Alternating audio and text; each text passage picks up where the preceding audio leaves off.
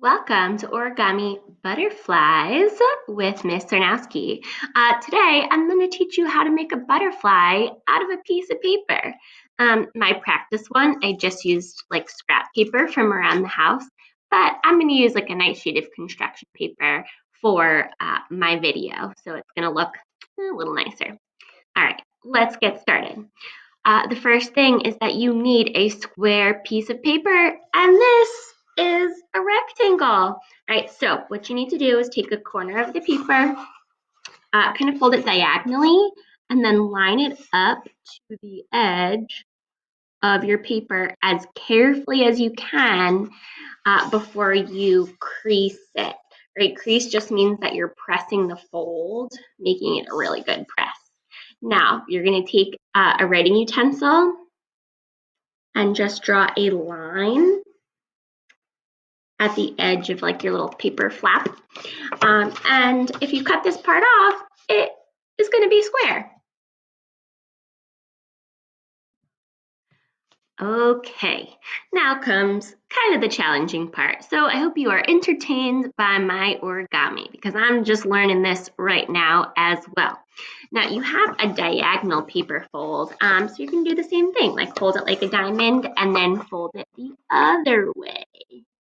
Okay, so we got like two diamond folds, right? So like I folded it one way, I folded it the other way, kind of looks like a kite. Now I'm just gonna hold my paper as if it were a square and make the folds like a hot dog. So I am lining up the two corners as best I can, holding it in place and then creasing it with my hands. Again, creasing just means pressing on that fold. I open it up and I have one more that I need. So I'm going to do the same thing. The cool thing about origami, even though I am not an expert, is that a lot of it repeats itself. So once you like start, you get even better. Okay, now comes the folding part where you have to make it into a triangle, and I am still learning how to do this. So I'm going to try my best. Okay, so what basically needs to happen is I'm going to create two triangles by folding in triangles. So if I'm going to take part of my paper, folding it in, and it's pre-creased, so that like makes it easier. That's why you did it before. So I have one triangle that's on the bottom. Now I need to kind of press the top down. Sometimes you gotta like stick your finger in there into like the pointy part. Oh wait, hold on, can you see it? Into the pointy part to actually make it pointy. And then I'm going to press it down. Oh my gosh, I think that's the best I've ever done it. I'm pretty proud of myself. I've been practicing. Okay, all right, so the next thing you're going to do, sorry, I'm going to try to do this upside down, is you're going to fold your front flap.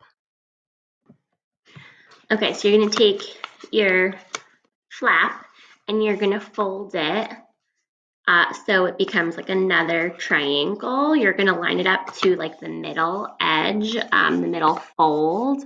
And so you're going to fold it and crease it. And then you're going to do the same thing to the other side. You're going to take the corner, fold it. So it like kind of lines up in the middle. I guess mine could be better, but I'm proud of myself. Okay, so now you're going to take this and flip it over to the other side.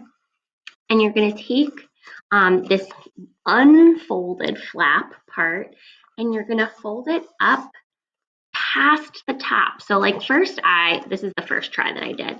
I just folded it like regular and I was like, oh no, it doesn't reach to the top. However, you want to like kind of press it up more and your other bottom butterfly pieces are going to start to fold together. And that's actually what it makes it look cool and 3D. And then you're going to fold this little triangle that's sticking on top here over to kind of tuck everything in. Mine's not really staying that well. I might use a piece of tape. And then you can fold it in the middle so that it looks like it's flying. Woo, butterfly flying. Think about where you might want to put your butterflies, either around your house or outside. I might choose to put mine landing on a flower. Good luck today. I hope you were entertained by my attempt at origami, and I can't wait to see yours.